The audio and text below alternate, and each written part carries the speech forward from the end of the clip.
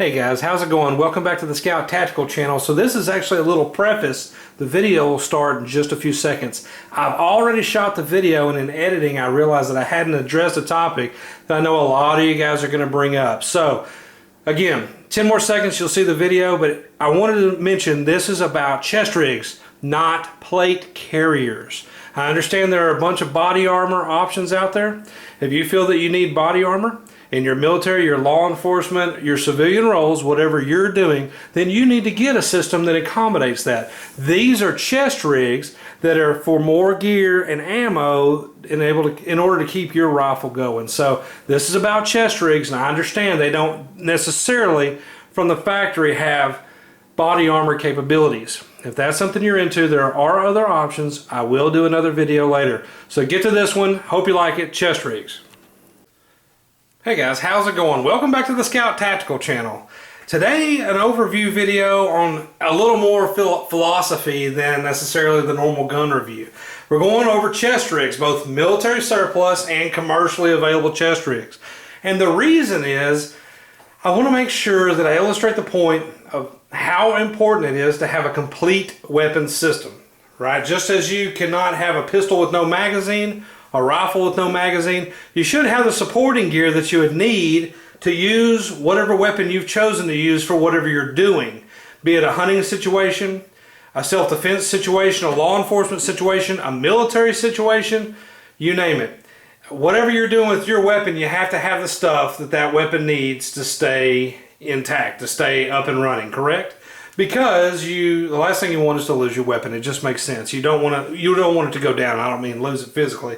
I mean your system goes down. So some of you guys may not have the latest and greatest whiz-bang AR-15s. You may be using some more military surplus style rifles like an SKS or the ever popular AK, and they have chest rigs for those too. Maybe a Mosin Nagant, maybe on and on and on. So let me show you a few options. You can kind of see what you're getting yourself into. Some of them are dirt cheap, some of them cost a little bit of money. So first, commercial rig, and that is the 511 TacTac. Now, you've seen this before in some of my videos. I've worn it for a long time. I even took my rifle instructor, my patrol rifle instructor class in this. So I've had this a while. I like it. It's super small. If you see, this is it, top to bottom, this is it. Two straps, they cross with a back strap, you're good. Now, there are a lot more elaborate rigs out there. There are a lot more expensive rigs out there. And the brands are out of control. Tactical nylon in itself as an industry has gone berserk in the last few years. This is 511, but you know, there's also maybe Voodoo or Condor, SOE, US Grunt Gear, Blackhawk, you name it. I mean, there are so many companies doing tactical nylon. Haley Strategic, it'll spin your head if you look at all of them. And there's a bunch of options and a bunch of camo patterns and a bunch of prices. I went with the TacTac from 511 because number one, the price is right. At about $70 to $90 and maybe $60 to $80 now, these are really cool rigs. They hold inherently from the factory 6 mags, AR mags, and this is an AR designed chest rig.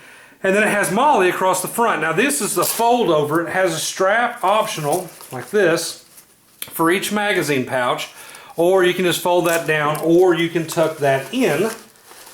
Your choice on how you run it. On the two middle ones, I tuck these in. On the two middle ones, I just pull them out because I didn't need that piece of MOLLE there. I didn't want this getting hung on anything. Not that it really ever has, but it's no problem to pull these out and Velcro them down. So I run normally 4 mags in mine. I run 1, 2, 3, 4.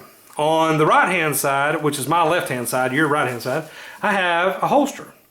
And that is stuffed in there is 511 thumb drive holster, and it fits the M&P. You've also watched a lot of my videos, you know that I carry an M&P on duty as a police officer. So this can take the gun that was already on my duty belt or another one. And the 511 thumb drive holster is one of the coolest holsters I've ever seen because, at least in the M&P lineup, it'll hold my M&P Compact, M&P full size 4 1/4 inch, M&P 45 4 1/2 inch, and my Pro Series 9 or Pro Series 40 5 inch. So you name it, if it's an M&P so far, other than the shield, it fits in this holster, and I like that. So it does have retention with the button, so it locks right in. You can get to it. In front of that, I've got a dump pouch from Maxpedition. Oh, excuse me. You just pull the tab, it unrolls. You've seen these before. And what is that for? Well, it's for anything, but normally it's for mags. So as you're dumping empty mags, you're putting them in there. Heaven forbid you have to do a tactical reload or something like that where you still have some rounds in the mag. If that's something you're into, then you might want to put your partials in there, but there's a whole lot of philosophy on whether you should do that or not. Some guys say top it off, some guys say shoot till empty. So I'm okay with either one. You do what you want to do.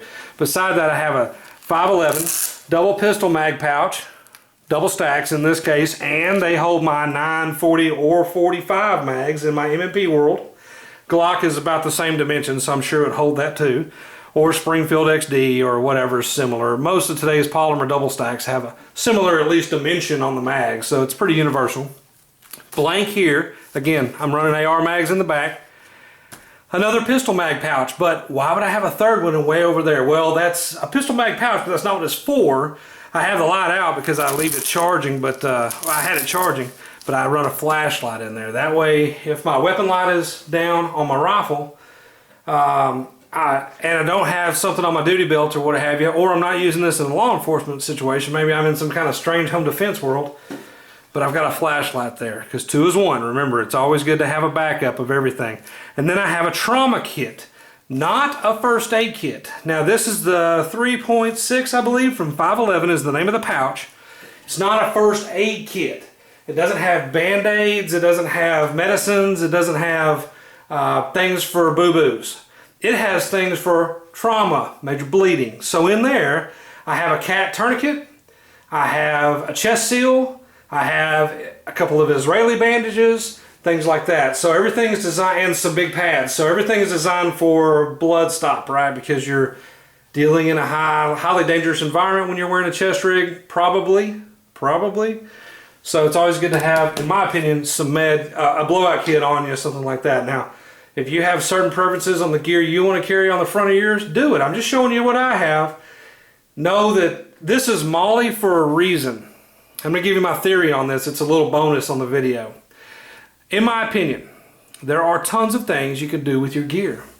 And there's not necessarily a lot of them that are wrong. There are plenty of very valid choices you can make on what you do with your gear and how you run it.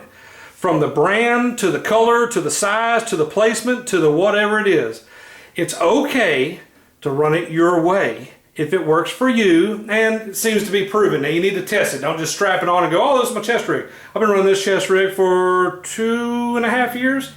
I use it all the time, even when I'm at the range, so that I'm familiar with pulling my mags out of it instead of walking back to a shooting table and getting my mag or what have you. So test your equipment. If there was one way to do this, if there was only one way that was right, then the manufacturers wouldn't put MOLLE on the front. They would put whatever's right on the front, and you would have to live with it.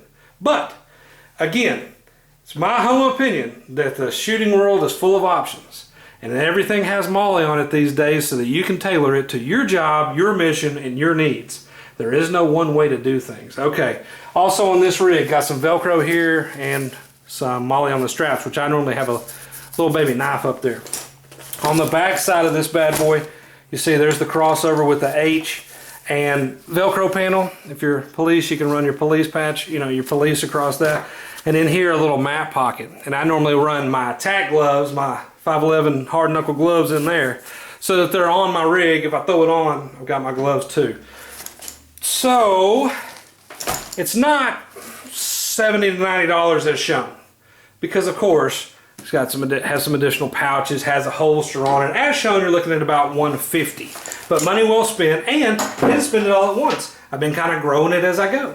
Now you've seen this already from the 511, good Lord, the U.S. Army assault pack review. I showed you some of the rifleman system and all that.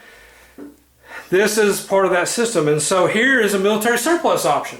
And you can normally pick these up for about $30. And a lot of time they come, it is MOLLE across the front, the whole thing is MOLLE, but I put on, which came with the whole rifleman system, the three rifle mag AR, pardon me, systems on each one. So I have 6 AR mags up here if I need them. You can put any kind of little pouches. I just threw this little radio pouch up there, a grenade pouch up there, just to show you. And I actually don't run pouches on my right because that's where my buttstock would go. I would run that on the left. But just to show you, it's MOLLE on the front and tops. It's very, very floppy. It's not a very, it is called stiffened, quote, quote, mesh, but it's not that stiff. Has a zipper down the front. You just put this thing on like a vest. Has a back with MOLLE, though I don't use this because I don't want a ton of stuff around me, but this would be a good place for a med kit or something if you have, you know, a blowout kit or something like that.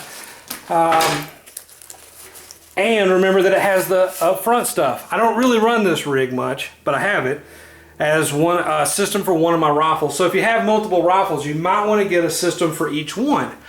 Because again, if you need a second gunner with you, or a second person in the mission that you're doing, and the mission doesn't have to be military or law enforcement, remember, it could be some type of a civil problem, some type of self-defense problem, home invasion problem, what have you.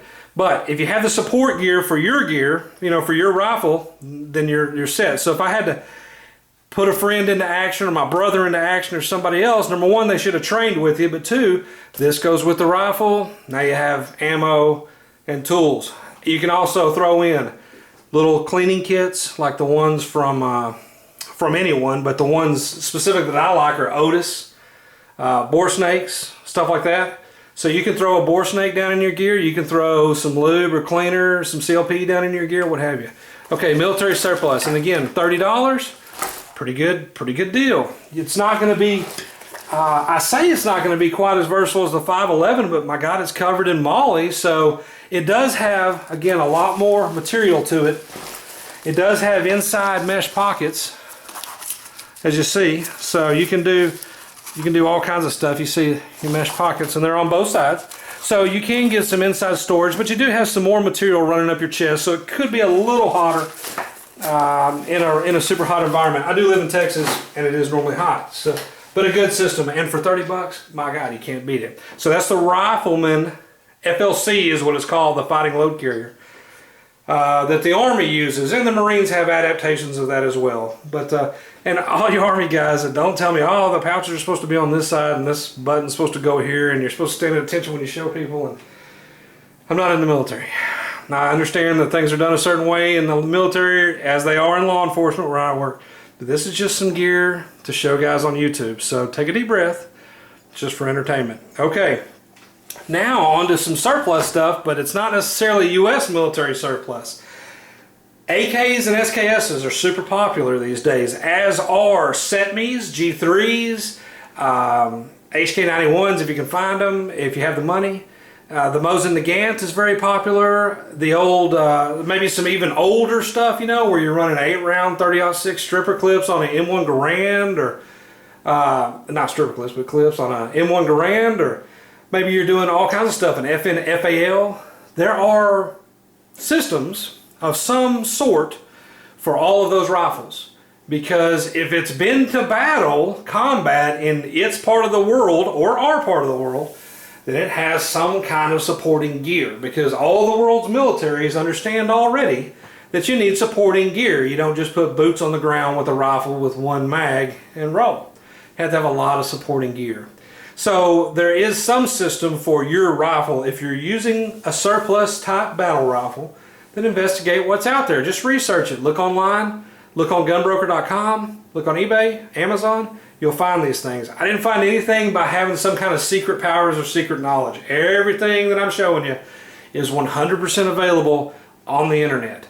And to my knowledge, I don't think there's even I don't think there are any type of restrictions on web gear, supporting gear, in some of these states where there are mag restrictions and different ammo restrictions and different gun restrictions. So I think this is for sale for anybody who wants it, at least in the US. Okay, SKS system.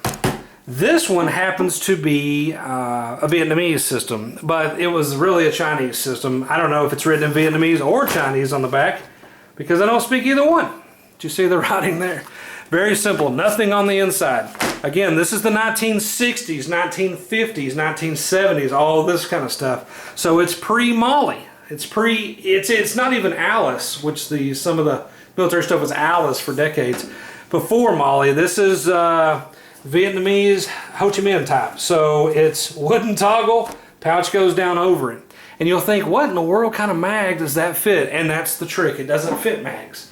Just like the M1 Garand bandoliers and stuff, those are for ammo. Because the rifle in SKS has mags, but it has that funny extension off the front. So it's not real conducive to quick mag changes. Instead, you load your rounds on stripper clips, 10 rounds normally. You put the clip on top of the already pre-milled in groove and you push down and all the bullets go back in. Even if you're running a 30 round mag on there instead of the normal 10 or 20, it's no problem. You just put 3 stripper clips on and that's what this thing does. So these little pouches hold stripper clips of ammo. You normally put 2 or 3 in each one. This is a 7 pocket. They also have them in 4 pocket for different systems. And remember that you could run 5 with 2, so that's 100 rounds of ammo. 5 with 10, you know, 5. Okay, let me start that over. 5 pouches with 2 stripper clips of 10 each, so that's 20 times 5 is 100. There you go. I'm a math genius. So you can run 100 rounds in the middle, and then on the outside, maybe you run a cleaning kit. You maybe run a flashlight. Maybe you run some type of trauma kit over here, you know, stuffed into one of these pouches. Sky's the limit. Again, do it your way. I'm just giving you some suggestions. Now, what does this system cost? $15 to $25, depending. I think I got these for $8. I got 2 of these because I have 2 SKSs. And again, I recommend having some type of gear for each of your guns. Be it a handgun or a rifle, you want to have a system for each of those if you ever plan on using it for any kind of self-defense situation. We'll just say self-defense because I don't advocate offense. I'm going, you know, nothing criminal, but if you have to use this, or even hunting, you need to have some gear for your rifle. Now, similar to this, old school, is AK. And AK has become very popular again. It's funny how AK comes and goes, but AK-47, I actually have AK-74, which is, and I have a GP-1975 from Century, but they now, even though they shoot 7.62 by 39 like the SKS, they shoot with regular type mags, but they have a curve to them that's different than an AR mag. Make sure that your AR chest rig is able to accommodate an AK mag if you're going to be running AK. Same thing with the SETME rifles. You saw my Black Widow SETME rifle quite a while back, probably 6 or 8 months ago. Make sure that your 308 type chest rig, which I have those too, make sure they'll accommodate your SETME mags or your FAL mags or anything like that, because they could be and are a little different than the AR-10 mags. It could be a little different on the sizing based on the pouches you're using. So just play with it. If you're using something a little less popular, or not necessarily less popular, just a little different. You're using something, make sure your gear works. That's all I'm saying about it. So this type of system runs 3 mags up front. I paid more. I paid $40 something for this shipped. I think 45 shipped, and the guy suckered me. He just said authentic Russian chest rig. It's Chinese. So maybe the Russians use the Chinese one, but I really doubt it. I was hoping for a red Kremlin star on this just to be cool because I'm kind of a history buff, but it looks very Chinese and has Asian writing on the back. So I don't know. I'm sure there's some historians that can hopefully tell me, no, that's what the Russians used, but I kind of highly doubt it. Maybe they did. I know both countries used AK. So on this one, it's kind of what I was talking about earlier. You've got some mags up front, but then you have maybe some support gear, small pockets on the sides. And it's got the familiar wooden toggle, Ho Chi Minh Trail toggles on the sides. So it's adjustable. All these things are adjustable because, but remember that they were designed, especially if they're the Chinese or the Vietnamese ones, remember that they were designed for a very little people. Some of the Asian races are just smaller in stature than some of the Americans. So if you're a pretty big guy, and I'm 6 foot 225, I'm not huge, but I'm not small, make sure you may play with your rigs and make sure they fit you well. I actually took this one up because I was letting my son use one, and he's real thin. When we were at the range, I was letting him shoot one of the AKs the other day. But make sure it fits you. And some of the surplus stuff that's non-American may be designed for a smaller race of people. So, That's it. I hope you've enjoyed the video, guys. I talked a little bit on the Scout Prepper channel earlier this week. Facebook killed our channels, and I'm sorry about that. Their reasoning was Scout Tactical isn't a real person. Strange, because all the Disney characters have their own Facebook, and Facebook has its own Facebook page, it was pointed out to me. And Facebook, of course, is not a real person, but I think it has something to do with the fact that we do gun reviews, and we got jacked. You gotta love freedom of speech. So I've rebuilt the Facebook pages. This one is Scout Tactical. Of course, you know that's part of a 3-channel network: Scout Tactical, Scout Prepper, and Scout Hunter. The pages are back up just to start them over again with 1 or 2 likes. If you guys would click them, I know we were at nearly 5,000 likes, but check them out again, get them going. Check us out on the web at scouttactical.com, which also has the link to the eBay store, where we're selling some Magpul gear, some 511 gear, some Adventure Medical survival kits, first aid stuff, all that good stuff. As always, guys, thanks for watching.